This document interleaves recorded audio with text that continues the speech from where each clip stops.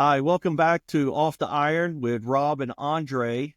And Andre, we're getting ready for the MWCHL Championships Yes, we are. and very exciting time. What are you thinking right now as our kids are getting ready for their first game tonight? Well, so we match up. For those of you that don't know, we match up against University of Montana. We're number 3 playing the number 6 team in the seed, so we're going up against Montana. So here's where I think the coach handled this coming week, right?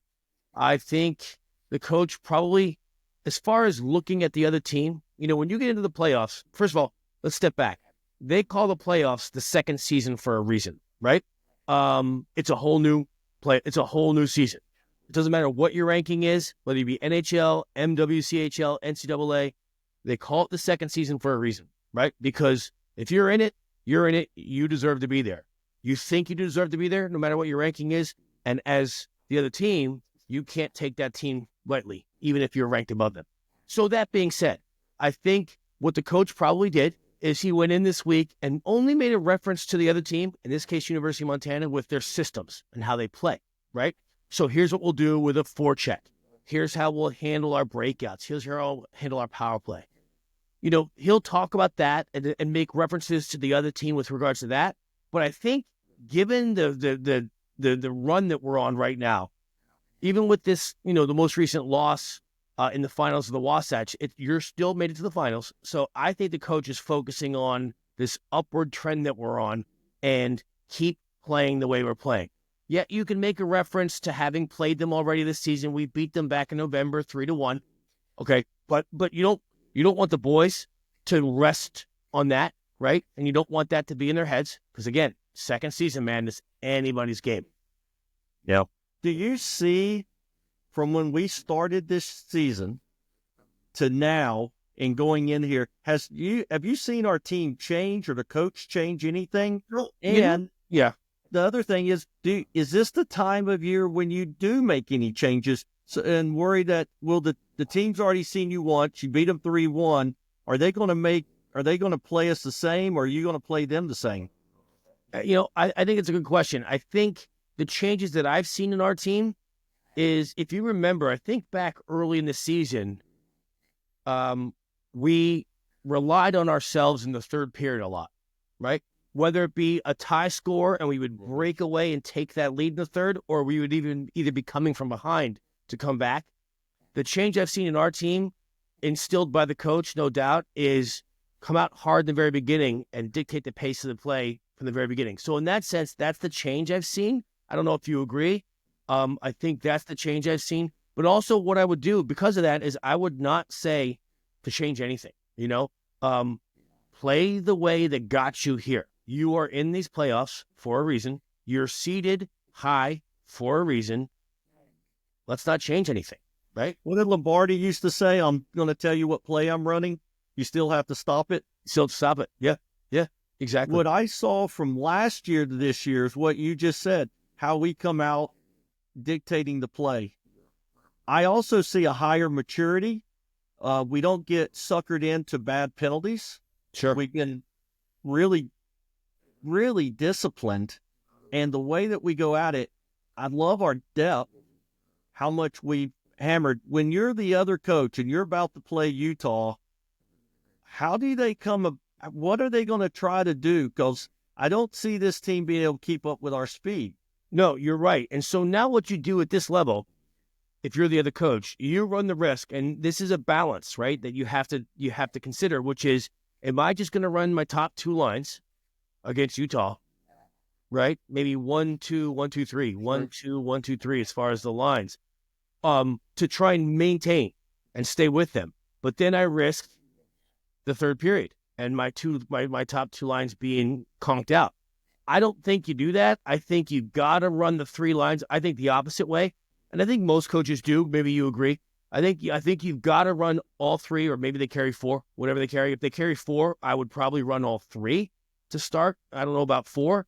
But again, I'm not familiar with the depth of University of Montana. So I don't want to, I don't want to disrespect any, their lines or anything like that.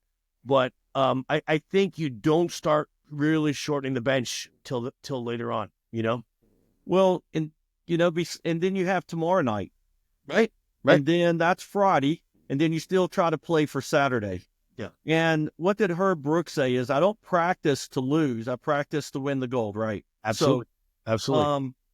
You got to plan on winning tonight, and then you have to plan on Friday and Saturday. Does the strategy for a one and you're done kind of tournament, does it start tonight or does it start after tonight? How do you go about, and have you, in your high school coaching, do y'all play that type of tournament or best of three? Oh yeah. Yep. It's a one and done.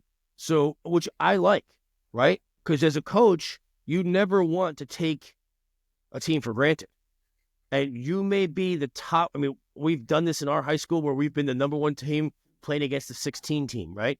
And it's going to happen. We've both probably been on both ends of that where it's just not even a close game. But you want to keep your guys in, right? So here in Ohio, our state tournament is a one and done. And I love that because it reinforces the mentality that this is the only thing. This thing right in front of you is the only thing that matters, that game. Not tomorrow morning, not tomorrow afternoon, not the game after us that we may sit around and watch and think about who we're going to play next. Nope. It's a one and done. We got to get through this first. So before we got online, you told me that Weber State beat Boise State by one. By one goal. So we have Weber State. So let's start at the top. We have number one, Montana State, going up against Utah Valley. That game's, I think, currently going on, so we don't have the score on that. Number two is Weber, is going up against number 7, Boise. They won by one, according to my son, but I don't know what the final score was. So they only won by one. Then you have number 3, us, Utah, playing University of Montana, number 6. And then an earlier game, you have number 4, Providence, playing number 5, Utah State. But Utah State upset Providence and beat them 5-3. So, yeah. So that's where it breaks down. That so far is the only upset. Let's hope it's the only upset because we want to take, it's interesting because University of Montana is hosting, right? So that's why they've got the 4 versus 5 already played the earlier game. 3 versus 6 is playing the later game because number 6 is the host. So my guess is they're giving them the primetime spot. Let me go back to this last weekend. We were there for the Wasatch Cup, and we get there, and Weber State is in overtime against Utah Valley. Mm-hmm. A separation in rankings, but Utah Valley played up. I think, to me, my opinion, Weber State played down. Is it hard for a team like Weber State that typically beats up on Utah Valley? Here they go into overtime. And then when they played us, I thought they played much better. It's kind of the classic, you play to the level of your competition. Sure. What do you see at the college hockey level where you are? And is that something in your time of playing NCAA hockey?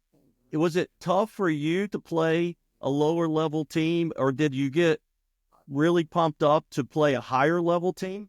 Well, and I'm not alone in this, but in college, what my coach used to say, Coach Fritz used to say was, this is their Super Bowl. Mm-hmm. I'm not sure why you may think you want to take it lightly because they sure as hell aren't, right? You may be higher, but they're going to give it all. They traveled from fill in the blank, wherever. They didn't, to your point with Herb Brooks, they didn't come here to lose. They didn't get on the bus. They didn't practice all week to lose. So that's what our coach constantly reminded us. And then, of course, the threat of if you play like you're going to win, then you'll sit. You're going to sit. The guys that want to play are going to be the ones that play, So I think that's where the coach comes. I mean, the coach obviously is super important, but reinforcing that, making sure those kids understand that is what will get them through this game. Because in reality, there's a reason why UVU played Weber to the overtime, right? It's the Wasatch Cup. There's first of all, there's a whole sense of pride in there, right? Because it's the Wasatch Cup. And if you're a coach, tell me you're not walking into that locker room for UVU right before playing Weber going, they're not ready for this game because they think they're going to beat you. So let's take it right to them, right to the throat. While we're talking about Wasatch, I can't help but ask you, we're down 3-1 against Weber State in the final, and we tied it 3-3. It's very difficult when you're talking about young men to understand to be positive, play discipline, play to your system. And here they climb right back in 3-3. And I watched Weber State get on their heels. Oh, yeah. I watched us get on our toes. Yep. When you were watching that, what did you see? And then we can jump back up to where we're going this month. This weekend right here. I think it correlates in how you go into a tournament when you just came out of a mini tournament, if you will. Sure. Same kind of setup, one and done. Yeah. So to that point, I think one of the motivations, there's a subtlety, right? You don't want, as the players and the coach of those players, you don't want to look forward to the next game, but you do want to remind them that if you get through this game, you've got Weber State that you can stick it to after what happened last time, right? So there's that. I think one of the most overused cliches in hockey is a 2-goal lead is the worst lead in hockey. I think that's a stupid saying, right? A 1-goal lead is the worst lead because 1 goal, all of a sudden you're tied. Like, come on, let's be common sense here. But 2-goal lead is maybe stressful for the teams that are in the lead. But if you're down by 2, you're now, as a coach, you're not just starting the third period and you're playing. You that clock in your head, you know when you need to get that next goal to then still be comfortable and push. So for the boys to really stick with that, I think says so much because it is a big, despite that, like that stupid saying, it's the toughest, it's the worst lead in hockey. It's a hard hill to climb down by 2, and they did. And again, they did it with they didn't change anything, right, Rob? You were there. I mean, I want your opinion on that too. All they did was played their game. They didn't all of a sudden start crashing the net.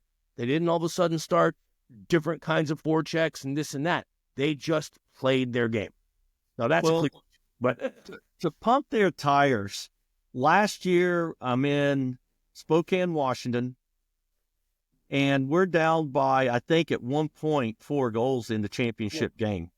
I'm positive we were down by 3 at one time. How that all played out, and we climbed back in. The team that we were playing at the end of the second thought they had won the tournament. They were already cheering. The parents were cheering. Sure. And our guys didn't slam any sticks. They didn't have their head down. They just grinded it. And when you take the leaders that were on that team last year and where we are, and the same guys are here this year, I started seeing that flashback when we were down by 2. And the team being down by 2, Weber State is a better team than who we really were playing. Yeah. In the championship of the Pac-8 when we won that championship. And when you have, Hovey, Torrey, Pittman, Lacroix, I think we had Mudd, we had Jackson. All of these guys were just grinding it out. Yeah. And and how they played, they stepped it up a level, which is hard to do. Yeah. They did, and I saw us step it up a level, and just like you said, they stayed with it.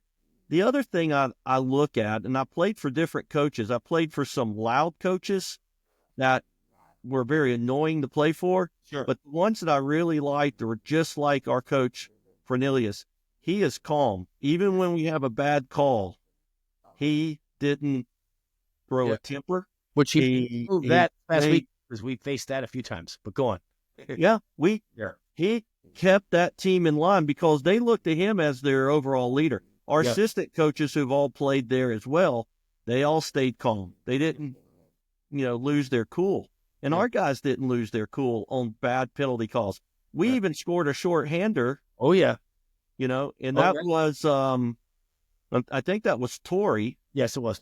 That scored the shorthander. Hard forecheck, scores it to make it 3-2, 3-3. I forget the goals right there. In line, I think it was maybe the 3-3 goal. I think so. I think when we got our second goal was a shot from the point, and O'Shea put that in. Yep. And so I kind of had that flashback, but I think it's about experience. What I listen to you is that experience, and they play it over because they realize they can do that again. And if you're, for anybody that's watching the game and doesn't know it real well, what we're talking about here is if we don't want to be down by 2 goals like we were just this past weekend. But if you look back and you watch that time, you watch to your point, it's not just a calmness on the coaches, but it's the players. Watch them when the whistle blows. Are their heads down when they're going back to the bench, right? Are their shoulders down? Our guys aren't like that.